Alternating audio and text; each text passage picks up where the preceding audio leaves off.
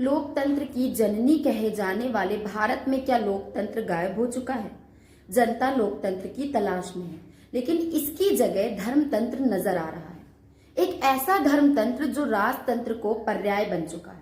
लोकतंत्र मिलता है लेकिन सिर्फ कागजों पर, धरातल पर लोकतंत्र कहीं नजर नहीं आ रहा। संविधान की किताब में सिमट चुके लोकतंत्र के नाम पर आज देश में एक ऐसा तंत्र हावी हो चुका है जिसमें सत्ता के लिए नैतिकता का कोई मापदंड नहीं बचा। जनता का धन सत्ता पर लुटाया जा रहा है। सत्ता का विरोध करने वाले को ना संसद में जगह मिल रही, ना सड़क पर। आज एक ऐसा तंत्र विकसित हो चुका है जिसमें कम वोट पाने वाले निर्वाचित हो रहे हैं। सत्ता की आंख से आंख मिलाकर सवाल करने वाली मीडिया आज सरकार का प्रचार तंत्र बनकर रह चुका है और न्यायपालिका में मौन धारण कर लिया है। ऐसे में आज जनता के बीच ये सवाल रेंग रहा है कि आखिर कहाँ है लोकतंत्र। चलिए आज हम लोकतंत्र की तलाश में जुटते हैं। एक एक पन्ने को बारी बारी पलटते हैं और देखते हैं कि आखिर लोकतंत्र किस पन्ने में नजर आता है, नजर आता भी है या नहीं।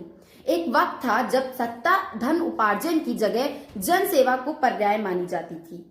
इस देश ने लाल बहादुर शास्त्री जैसे प्रधानमंत्री को भी देखा है जिनकी नैतिकता और ईमानदारी की आज भी चर्चा होती है, लेकिन आज इस स्थिति विपरीत नजर आ रही है। बीते 10 सालों के शासन में बीजेपी देश की सबसे धनवान पार्टी बन चुकी है। विपक्षी दलों की आर्थिक स्थिति बद से बदतर हो चुकी है। विपक्षी दलों के इनकम सोर्स बंद किए जा रहे हैं। उनके फाइनेंसर ईडी, सीबीआई और आईटी के लपेटे में आ चुके हैं। बीजेपी के पास इतना धन आ चुका है कि वोट नहीं मिलने पर वो राज्यों में सत्ता में आने के लिए विधायकों को ही खरीद ले रही है।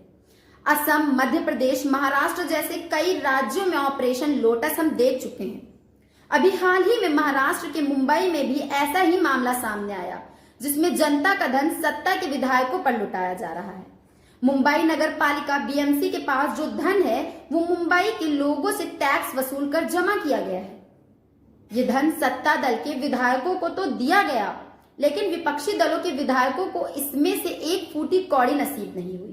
तो क्या ये लोकतंत्र है? देश की संसद को लोकतंत्र का मंदिर कहा जाता है। ऐसा माना जाता है कि संसद में लोकतंत्र जीवंत होता है, लेकिन ये भी अजब खेल चल रहा है। संसद में धार्मिक सत्ता के प्रतीक को प्रतिस्थापित कर जनता को न्याय का भरोसा दिया जाता है।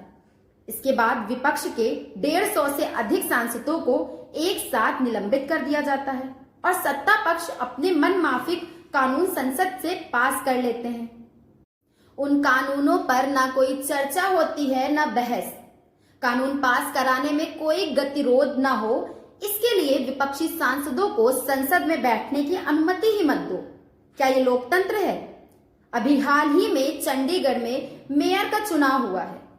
इसमें रिटर्निंग अधिकारी कम वोट पाने वाले उम्मीदवार को निर्वाचित घोषित करते हैं। पूरा खेल कैमरे में रिकॉर्ड है, लेकिन सत्ता अपनी जीत का जश्न मनाने में मगन है। सत्ताधारी उम्मीदवार के पक्ष में 16 वोट थे, जबकि विपक्षी उम्मीदवार के पक्ष में 20 वोट। लेकिन रिटर्निंग अधिकारी जो सत्ताधारी दल से जुड़ा हुआ है वो विपक्ष के 8 वोटों को रिजेक्ट करता है और एक क्षण में सत्ता से जुड़े उम्मीदवार को कुर्सी पर बैठा दिया जाता है। ये पूरा खेल होता है माने पूरी स्क्रिप्ट पहले से तैयार हो। तो क्या ये लोकतंत्र हो सकता है? अब बात कर लेते हैं मीडिया की। मीडिया की लोकतंत्र का चौथा स्तंभ कहा जाता है। संविधान में प्रदत्त अभिव्यक्ति के मौलिक अधिकार के तहत काम करने वाली मीडिया स्वतंत्र है। मीडिया का काम सत्ता से सवाल करना होता है। 2014 तक हमने मीडिया को इस भूमिका में देखा है, लेकिन 2014 में बीजेपी के सत्ता में आने के बाद से ये मीडिया सरकार का प्रचार तंत्र बनकर रह चुका है। ये सत्ता से सवाल नहीं करती, बल्कि सत्ता से सवाल करने वाले से सवाल करती है। प्रधानमंत्री नरेंद्र मोदी अपने 10 साल के शासन में एक भी प्रेस कॉन्फ्रेंस नहीं करते। इस पर मीडिया ने कभी सवाल नहीं किए। मणिपुर बीते 1 साल से जल रहा है, प्रधानमंत्री आज तक वहां नहीं गए, लेकिन कोई सवाल नहीं। किसान परेशान है, युवा बेरोजगार हैं, महंगाई चरम पर है, मीडिया में सत्ता से कोई सवाल नहीं। महिला पहलवानों के संघर्ष पर मीडिया मौन रही। विपक्षी दलों के भ्रष्टाचार सत्ता में शामिल होकर मलाई काट रहे हैं। जो सत्ता के अनुकूल नहीं हुए उन पर ईडी, सीबीआई व आईटी की कार्रवाई तेज है। मीडिया में कोई सवाल नहीं। उत्तर प्रदेश में बीजेपी के विधायक को नाबालिग से दुष्कर्म मामले में सजा सुनाई गई, कोई सवाल नहीं। बनारस में बीजेपी आईटी सेल के लोग छात्रा के साथ दुष्कर्म करते हैं, 2 माह तक कार्रवाई नहीं होती, कोई सवाल नहीं। ये चंद उदाहरण हैं। ऐसे उदाहरण बीते 10 सालों में भरे पड़े हैं जहां मीडिया ने सत्ता से कोई सवाल नहीं किया। क्या ये लोकतंत्र है? एक नजर देश की न्याय व्यवस्था पर भी डाल लें। इस दौर में न्यायालय सत्ता के अनुकूल हो चुके हैं। समय समय पर सत्ता के विरुद्ध न्यायालय की टिप्पणी जरूर आती है ताकि लोग को न्यायपालिका में विश्वास बना रहे, लेकिन कार्रवाई नदारद है। राम जन्मभूमि मामले में अदालत ने स्पष्ट कहा कि बाबरी मस्जिद को गिराया जाना घोर अपराध है, लेकिन अपराधी गायब है, न्यायालय मौन है।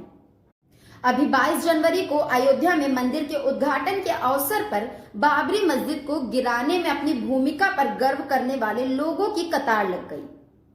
देश में चुनाव आयुक्त की नियुक्ति को लेकर न्यायालय को निर्णय को सरकार ने बदल डाला। महाराष्ट्र में जिस सरकार को न्यायपालिका ने अवैध घोषित कर दिया, वो सरकार अभी भी चल रही है। न्यायपालिका हंस रही है। सत्ता से जुड़े मामलों में न्याय व्यवस्था स्थिर पड़ चुकी है, सत्ता के अनुकूल हो चली है। क्या ये लोकतंत्र है? ऐसे कई पन्ने हैं, लेकिन किसी पन्ने में भी लोकतंत्र नजर नहीं आता। जनता अभी भी पूछ रही है कि लोकतंत्र कहाँ है। तो संविधान की किताब खोलिए, पहले पन्ने पर संविधान की प्रस्तावना में आपको लोकतंत्र मिल जाएगा। व्यवस्था में इसकी तलाश मत कीजिए। यहाँ लोकतंत्र नारों में मिलेगा, भाषणों में मिलेगा, धरातल पर मिलेगा कि नहीं इसकी गारंटी कौन देगा?